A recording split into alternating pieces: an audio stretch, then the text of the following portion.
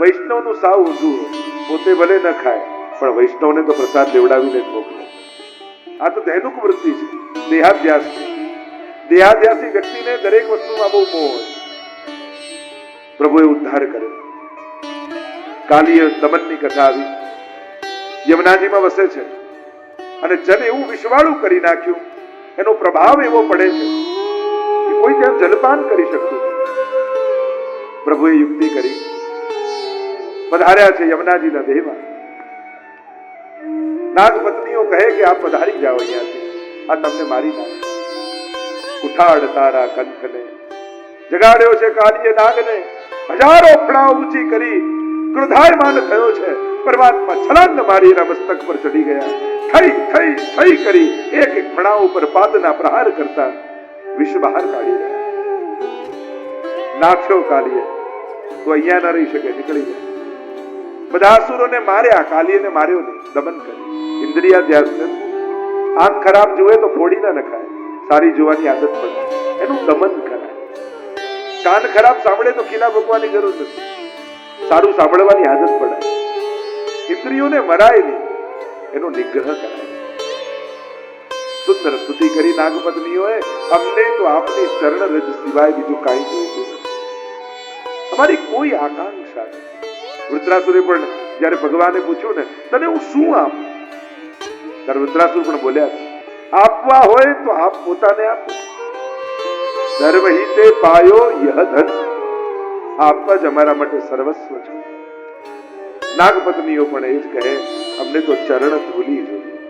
કદાચ ચરણ સ્પર્શ ન મળે પણ ચરણ રજ મળી જાય ને તોય આપણું સૌભાગ્ય. આગળ વ્રજવાસીઓને દાવાનળથી પ્રભુએ બચાવ્યા. જ્યારે ગૌચારણ કરવા પધાર્યા અને ત્યારે અગ્નિ લાગ્યો વનમાં, ચારે બાજુ અગ્નિમાં વ્રજવાસીઓ ઘેરાયા. ત્યારે પ્રભુએ કહ્યું કે બધા જ નેત્રો બંધ કરી દો, આંખો બંધ કરી. અને ત્યારે ઠાકોરજી અગ્નિનું પાન કરી ગયા. આ સંસારના દુઃખનો દાવાગ્નિ છે. જ્યારે ચારે બાજુ આ રીતે દુઃખથી ઘેરાયેલા હોઈએ ત્યારે પ્રભુના ચરણોમાં આવીને બેસી જવું. પ્રભુ સમસ્ત દુઃખોનું શમન કરે. આગળ વર્ષા ઋતુ અને શરદ ઋતુનું વર્ણન આવ્યું. વેણુ ગીતની કથા. વેણુ ગીત પુનઃ યુગલ ગીત કી રસ બરખા બરખાઈ પ્રગટ ભય માર્ગ રીત દિખાઈ. અદ્ભુત વર્ણન છે વેણુ ગીતમાં. શ્રી મહાપ્રભુજી આ વેણુ ગીતમાં અદ્ભુત રસ ચર્ચા કરે છે. રસબીજમ વેણુ ગીતમ ગોપિકા ગીત વૃક્ષકમ સુફલમ યુગ્મ ગીતમ હિ હર બ્રબરમ બ્રબરમ બતમ. 5 ગીત ભાગવતના દશમ સ્કંદમાં માનવામાં આવે. 4 ગીત ગોપીઓએ ગાયા અને 5મું ગીત અષ્ટપટરાણીઓએ ગાયું. વેણુ ગીત, ગોપી ગીત, યુગલ ગીત, ભ્રમર ગીત અને 5મું મહિષી ગીત જે અષ્ટપટરાણીઓએ ગાયું. આ 5 ગીત માનવામાં આવે. તો રસબીજમ વેણુ ગીતમ, રસબીજ વેણુ ગીત.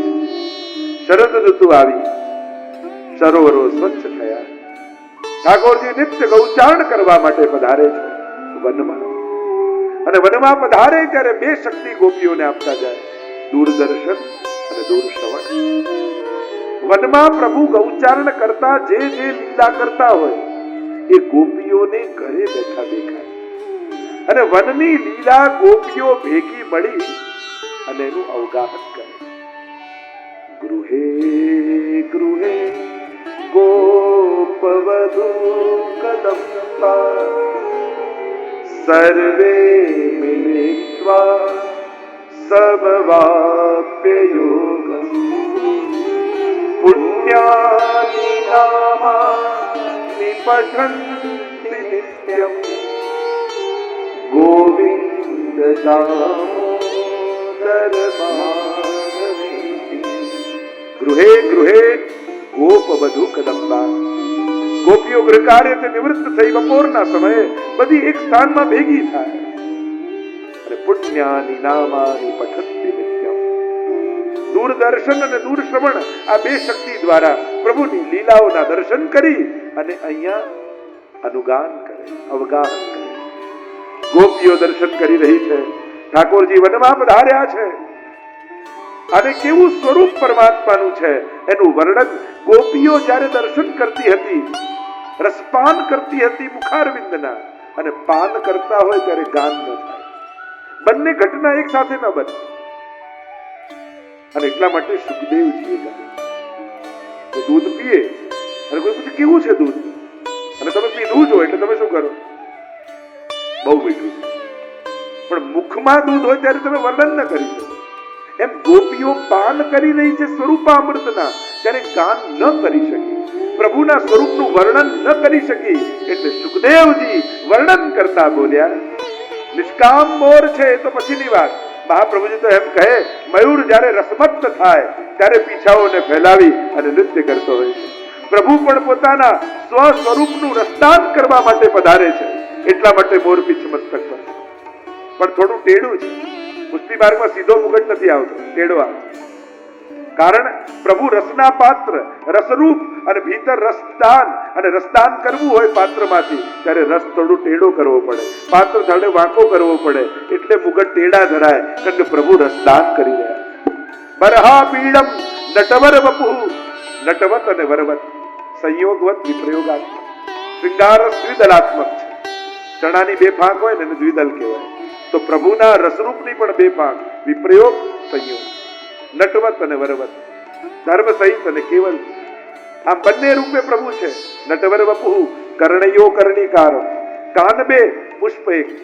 ઉદ્દીપક રૂપ છે, ઉદ્દીપન વિભાવ રૂપ છે. જે રસનું દાન એ બાજુ ઠાકોરજી ખોતી છે.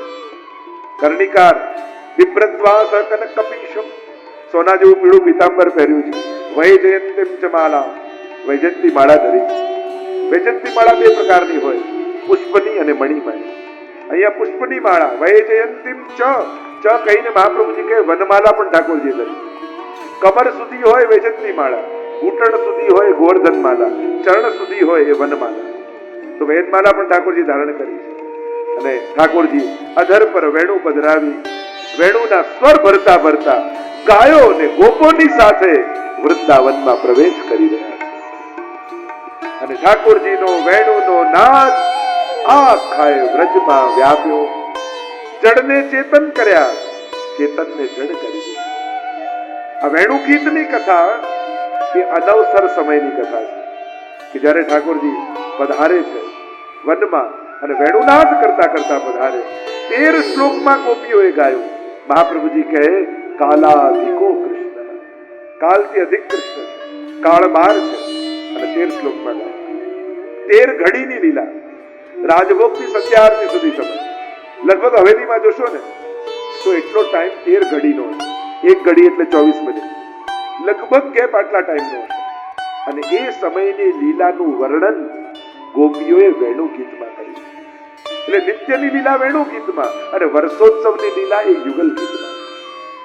વેણુ ગીત એ કેવલ વેણુ વગાડવાની લીલા નથી, પણ નાદના પાત્રમાં ભગવાન પોતાનો સુધાનો રસ પધરાવી અને ભક્તો સુધી પહોંચાડી એમને સુધા સંબંધ કરાવે એ લીલા એ વેણુ નાદની લીલા. એટલે આને ખાલી નાદ ન સમજતા, ખાલી સાઉન્ડ નથી કે કોઈ વાદ્ય પ્રભુ વગાડી રહ્યા છે અને એનું માધુર્ય લોકો સુધી સ્વર પહોંચી રહ્યા છે. ના, આ લીલા અલૌકિક લીલા છે.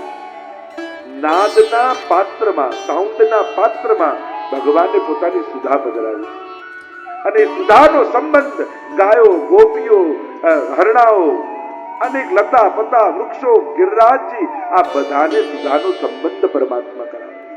એટલે ભગવત સુધાનો સંબંધ થાય ત્યારે જ ભગવત પ્રાપ્તિનો અધિકાર સિદ્ધ થાય.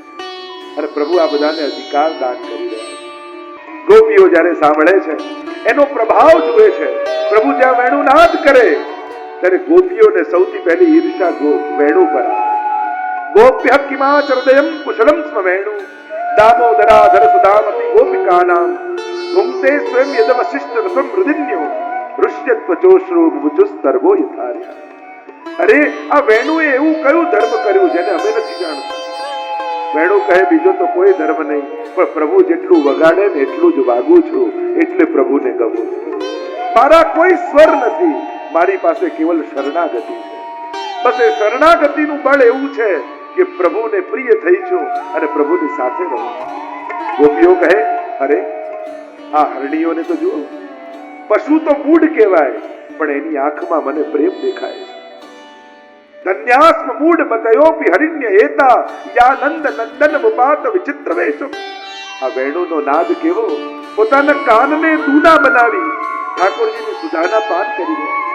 વાટકી ન બનાવ્યા, દૂના બનાવ્યા. દોના કોને કહેવાય? દોના, વહી દોના. વાટકીમાં તો આજે દૂધ પીએ અને કાલે ધોઈને છાશ પી લઈએ, પણ દોના એને કહેવાય જેમાં એકવાર એક જ રસ પીવાય. દોના. એકવાર ભગવદ રસ પીધો, હવે આમાં સંસારનો રસ નહીં પીએ, એટલે દૂના બનાવે.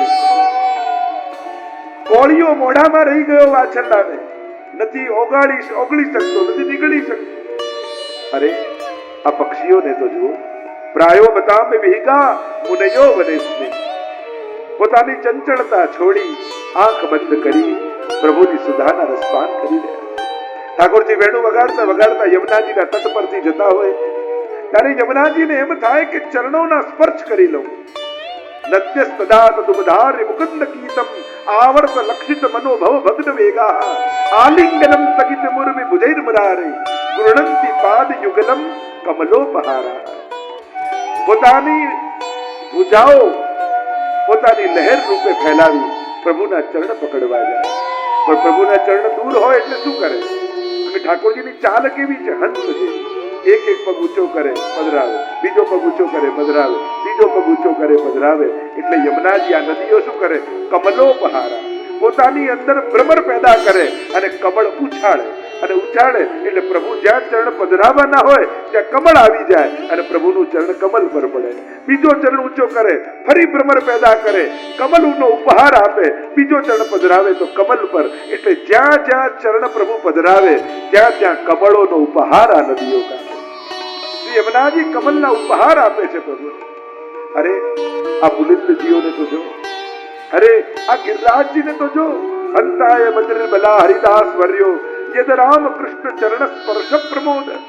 આ કોઈ પર્વત નથી, આ તો હરિના દાસોમાં વર્ણ્ય પરમ ભગવદીય છે.